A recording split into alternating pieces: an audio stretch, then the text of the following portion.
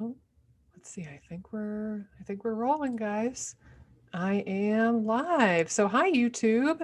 I'm going to keep an eye on the YouTube comments.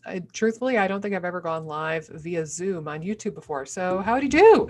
So I thought I would do a quick session here and answer some questions. If you guys tune in live and you happen to see this at the time of recording, then you can go ahead and pop your questions in the comment box, and I will do my best to answer your questions in real time. And while you guys are logging online and perhaps discovering that I decided to do this impromptu post, I will go ahead and tell you just a little bit about what's been going on with me. And if you would entertain my being a little bit self indulgent, I will share something with you. So, for those of you who may not be aware, hold on, let me actually share my screen. How do I hold on? So, for those of you who are not aware, my baby is born again. And that is to say, not me, not the picture of me, but hold on. Do I have? Yes, I think I'm showing the right screen here. Fodmap Freedom is enrolling through the end of today. So if you were not aware, surprise.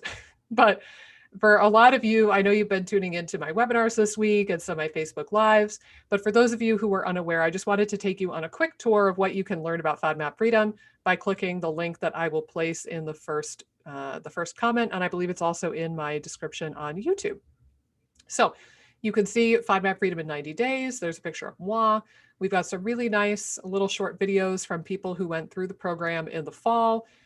You could see that a lot of people were able to reintroduce foods that they thought they would never be able to eat again, which was so encouraging to hear. Georgia was feeling quite stuck. She had actually resorted to doing the carnivore diet and was restricted to a point where she was not eating any plant foods. And her IBS got tremendously better pretty quickly once she started to reintroduce some foods and start working on her motility. Suzanne was not only dealing with the FODMAP restriction and SIBO that had reared its ugly head again, but she was also dealing with quite a bit of GERD. And that was actually the thing that made her relapse back into SIBO. She had gotten back on a PPI, and that had gotten her back stuck in SIBO land. So that was a really great experience for her too. I have a little bit of writing if you want to read my musings, the real reason you haven't gotten unstuck, a little bit about me. This section really, part of what I wanted to share is that it's not you against your gut. It's not like you're at war and it's you against your gut or you against the microbes or you against SIBO. It really, truly, your gut needs you. It needs you to be resilient and open-minded, and frankly it needs you to heal because your gut wants to be happy and healthy and balanced. It's not like your gut is trying to piss you off on a day-to-day. It really truly needs you and it wants to feel healthy, and you have the same goals. So I just talk about that a little bit. And for better or worse, conventional medicine really has trained us beautifully to look for the broken parts of ourselves or the bad guys.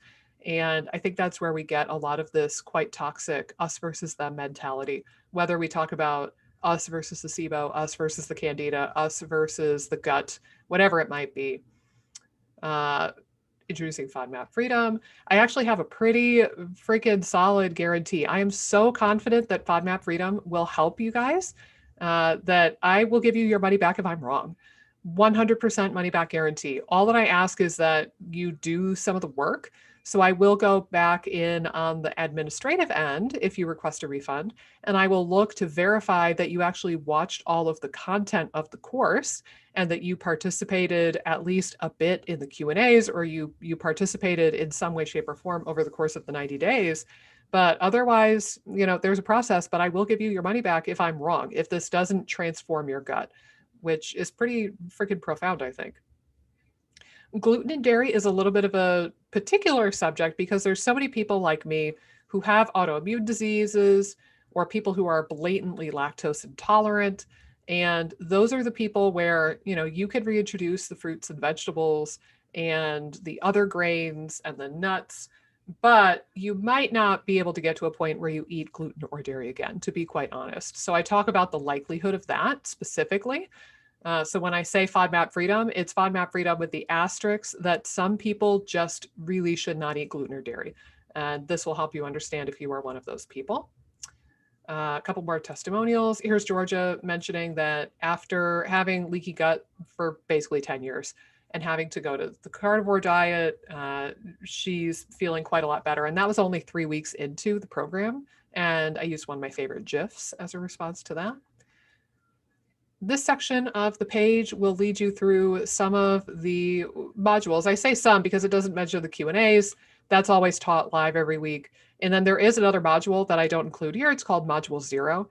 And it's all about how to be a successful student and how to get the most out of the FODMAP Freedom experience.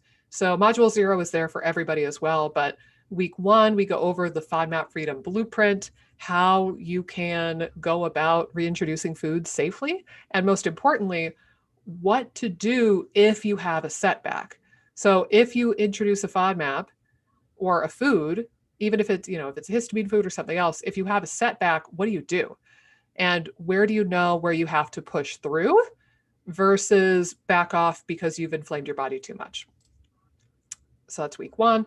Week 2, I call the gut health deal breakers. These are 5 key pieces of gut healing that if they are not corrected and they're there, they will hold you back. You won't heal your gut if these things are in place. And 2 of them are quite common amongst people with IBS. And then we know that a lot of people with IBS, in fact, have SIBO. So this would apply to SIBO as well. Week 3, digestive juices and you. This is where we take a deep dive into the world of things like stomach acid, digestive enzymes, bile. What about if you got your gallbladder taken out? What about, brush border enzymes, deciding if you need an enzyme, and if so, what type would benefit you the most? So that's where we get into that. Week 4 is one of my personal favorites. I call it It's All About Motility, Baby. And it talks all about motility, the MMC, the gut-brain axis, the vagus nerve, all of that stuff that we need to do to make sure that your motility is humming along like the perfect machine that it's supposed to be. Week 5 dovetails into that with sleep, your adrenals, and your gut. A lot of vagus nerve function and nervous system balance ends up being tied back to things like sleep and the adrenals and stress. And we talk about that in quite a bit of depth here. Week 6 is sneaky vitamin and mineral deficiencies that you need to know about. A lot of these are quite common and quite important amongst people with IBS and SIBO. And I've seen that both in the research as well as in my clinical practice where I test for vitamins and minerals. I don't do it with everybody, and I don't do giant panels with everybody like the NutriEval, but I run a fair amount of organic acids testing, and I do test for individual nutrients through people's insurance fairly regularly. And I've seen some patterns that I divulge in this particular bit. Then we get into the 3 types of gassy guts. I should have named this 3 types of gassy guts, ... and candida, because this is where we're talking about the critters and the gases they produce and how you could try to target each of them more precisely. So rather than saying, oh, everybody takes berberine, we could say, well, depending on your symptoms, depending on your SIBO test results, if you have any, depending on your stool test or your OAT test results, if any, we could try to target this more specifically. And that's what we cover in week 7. And you'll notice that we don't even get into the conversation of killing stuff until week 7, because we have to lay the foundation. We have to make you into a human who would not get SIBO. And that's your ticket to making sure that the SIBO doesn't come back and the motility stays there and you're able to digest your food and you don't get bloated again. If you kill the SIBO, but you still have a body that is rife with opportunity for SIBO to grow, it will just come back. I'll tell you that right now, because I've seen it happen again and again. Week 8 is demystifying leaky gut syndrome. And I say demystifying truthfully, because there's a lot of people who think they have leaky gut syndrome when in actuality they don't. So I want to help you understand, hey man, like I'll teach you about leaky gut, I'll teach you how to treat it, but I also want you to understand, do you as an individual need to care about that particular module? Do you need to focus your time and your money and your effort on treating leaky gut, or do you not? And this is particularly a soft spot for me, because for me, I treated my leaky gut, quote unquote, for 2 years. and I made precisely 0 progress. I would feel a tiny bit better when I was on Repairvite or some supplement to treat leaky gut. And then the moment I discontinued the supplement and I thought, okay, cool, I'm healed, it came right back. And I didn't learn until years later that I had bigger fish to fry. I had some nutritional deficiencies. I had what I think now was probably SIBO, but it came back as overgrowth of some stuff on stool testing. And I really needed to work on the environment and also the critters, the bacteria, the yeast, the parasites. I needed to work on that first before I got to a place where leaky gut healing would actually stick and mean anything for me. Week 9 is the immune gut connection. Spoiler, we're going to talk a lot about histamine and mast cells in this module. And that is a very, very well-established thing in the research. When you look at the immunology of irritable bowel syndrome, and therefore probably SIBO, right? Because a lot of people with IBS have SIBO. The immunology is pretty freaking clear. The mast cells local in the gut and perhaps systemically are going a bit bonkers, and we need to get them to chill out. So this is our deep dive, particularly into mast cells and histamine and how to appease them and quiet them down. Although we do have some overlap with other modules, and you'll see how particular deficiencies or toxicities or stressors or lack of sleep all play into this, this immune component. But what I will say here too is that this is a two-way street. Everybody and their brother, every person in functional medicine, naturopathic medicine, etc., everybody's talking about how you can heal your immune system by treating your gut. And it's all directed that way. It's directed one direction from the gut to the immune system. And that is the way that people are thinking about it. When in actuality, you also want to think the other way around. So for some people, yes, you can heal the gut and it will benefit the immune system to a certain degree. But for some people, you need to manage the immune component of what's going on or the inflammatory component of what's going on in order to treat the gut. And if you don't treat it in the reverse direction, sometimes the gut is not going to behave the way you want it to behave. So that's where this is actually a very important module. Week 10 is hormones in the gut. We talk predominantly about thyroid hormones and the sex hormones. So this would be like estrogen and progesterone and testosterone in women.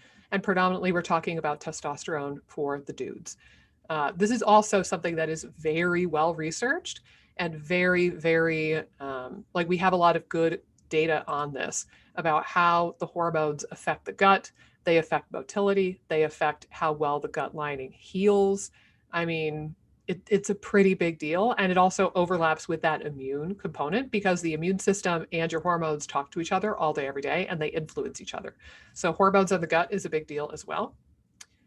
Week 11, I joke, is the scariest part of the whole course. If I did my job correctly, you should be terrified after week 11 because it's where I rattle off and I teach you all about the toxic shit that we're exposed to. Whether it be metals or endocrine disruptors or pollution or pesticides, whatever the case may be, we're all exposed to something and we all have reason to be quite horrified. But the key is that I take you through an evidence-based detoxification protocol. So no, I'm not going to tell you to go buy some Herbalife shakes. I'm not going to tell you to go take Plexus or, insert name of whatever product. Rather, we're going to talk about how you can avoid these toxins. And then if you want to facilitate excretion, how you can go about doing that. And then finally, week 12 is probiotics and prebiotics with a special emphasis on the research and my clinical experience using probiotics specifically to help treat SIBO and IBS, and which ones are going to be safe and effective for SIBO, because I know that's an area where there's a lot of apprehension in the SIBO community, and people think that probiotics are like the devil incarnate. But actually it could be quite the opposite if you pick the right ones. And then we talk about prebiotics and we talk about how to incorporate those and which ones will be tolerated well, even if you are still struggling to eat the FODMAPs at this point. But in my finding, most of the people who are going through the 90-day curriculum have added in at least a fair amount of the high FODMAP foods by the end of this program, which is really, really wonderful. So really the prebiotics and probiotics won't be nearly as intimidating by the time you get to week 12. And then, like I said, there's a Q&A every week that's taught live. They are recorded. So if you don't make it to the live Q&A, I will record them and I'm going to put them in the portal for you so that everybody can still get the same experience.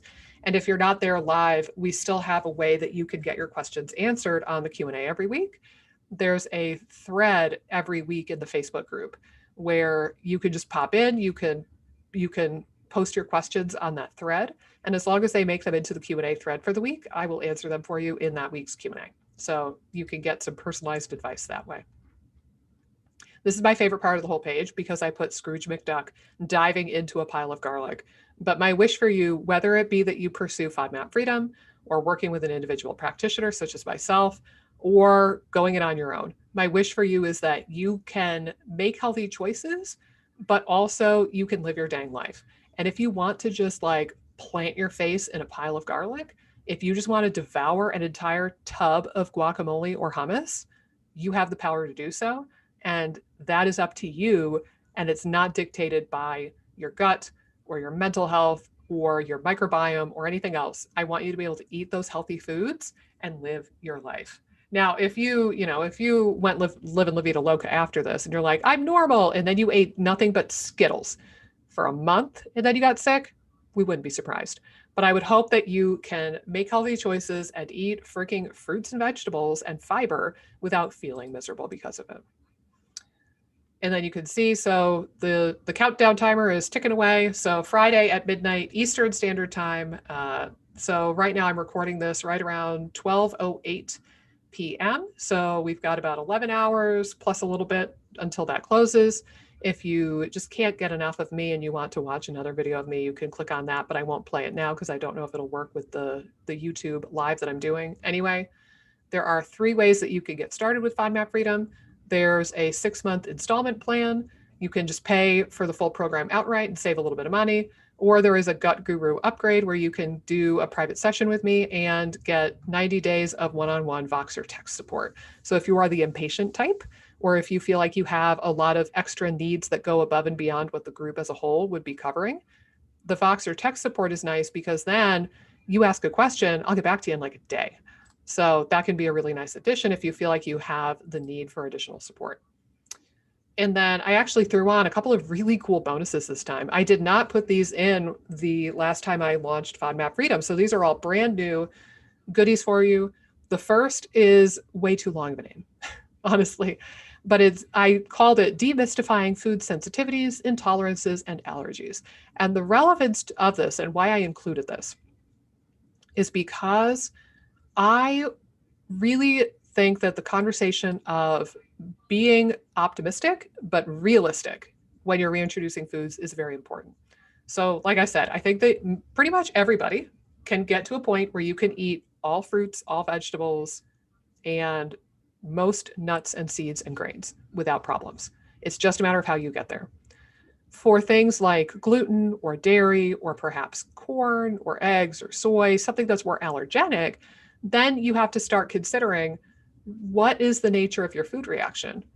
Are you having a food intolerance reaction? Or are you having a sensitivity reaction or an allergy?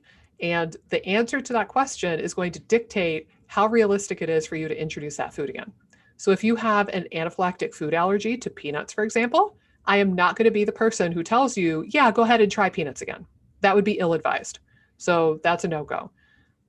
Similarly, if you have celiac disease, it would be very unwise for anybody to tell you to go ahead and eat gluten again.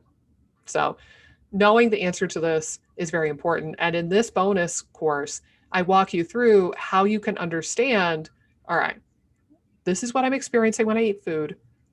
What is the likelihood of each of these 3 scenarios? And once I identify what type of food reaction I'm having, what is the likelihood that I can successfully reintroduce that food? And if so, how quickly can I do it? So that is what this bonus talks all about. Digestion Reboot is a mini course. It's about 2 hours long, so it's not nearly the beast that Fodmap Freedom is, but in that class, I teach you the ingredients for healthy digestion. We talk quite a bit about what I call digestion dominoes, which is like talking about the digestive juices a bit.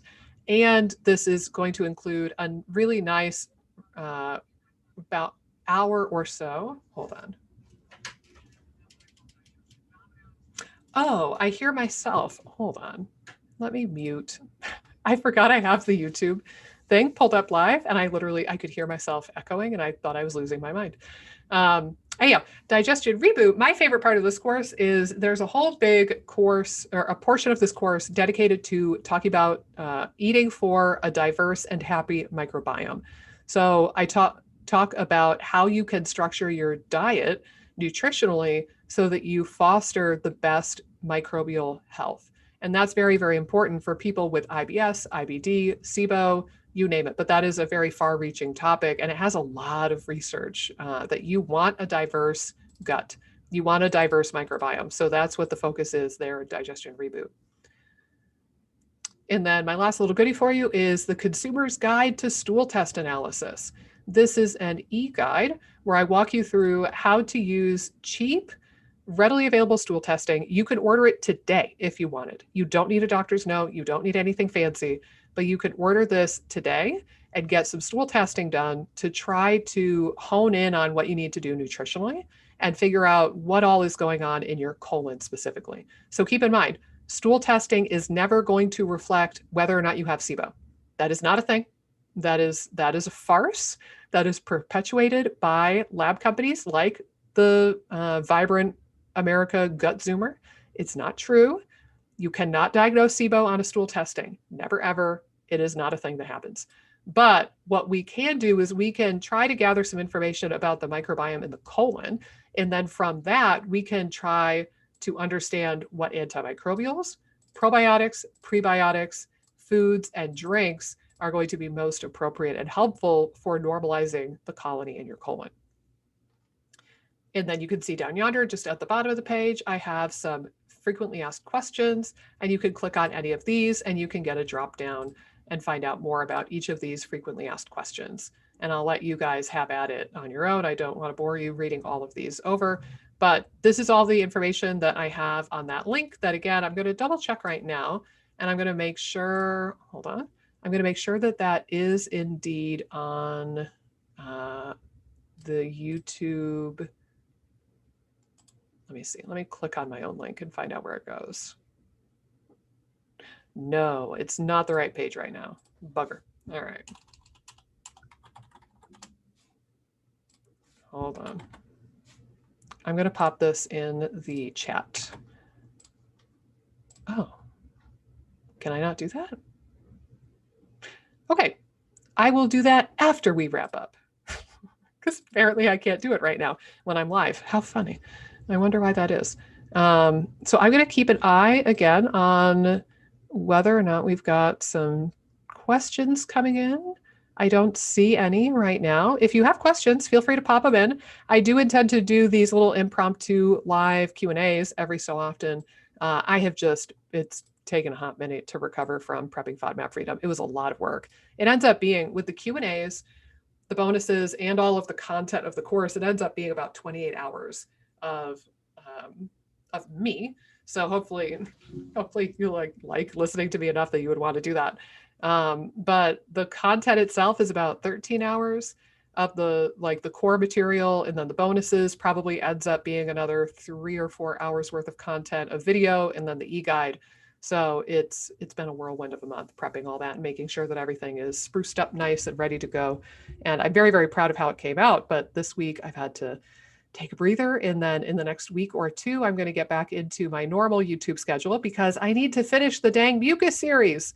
It's been how long since I started? And I told you guys right out the get-go, the mucus series is going to be a 4-part series, and I didn't get around to filming the other 2. So still to come, we're going to talk about the things that degrade the mucus lining and the microbes that like to live in the mucus and munch on the mucus and keep it healthy for you. So stay tuned. We still have to cover the mucus series, and then I have all sorts of other videos that I have on my radar to do for you guys. So I am not done with YouTube. It's just that I have been up to here with work doing Fodmap Freedom and getting it ready to bring back out into the world with all of the additional bonuses and goodies for you. So that is where I've been kind of a recluse as of late. But all right, well, I don't know if I quite have the full swing of live streaming to YouTube. it could be that when I stop the live stream, I might see all of your questions and comments. I will make sure that I check back after the recording has fully posted. And that way, if you did have some questions live, I will get to those today. Otherwise, I will see you in my next video. Thank you so much for tuning in. And like I said, I will update that link in the description and I will put it in the first comment and pin it. So if you are interested in joining Fodmap Freedom, I would be honored to help you. And the registration does close midnight Eastern Standard Time tonight. And then I don't know when we're going to be enrolling it again. Perhaps later this year, but I don't know. It might be early 2022. So if you're interested, now is the time to go ahead and get in there. And I look forward to helping you one way or another, whether it be in Fodmap Freedom, in one of my other courses, one-on-one, or via YouTube and social media. So thank you for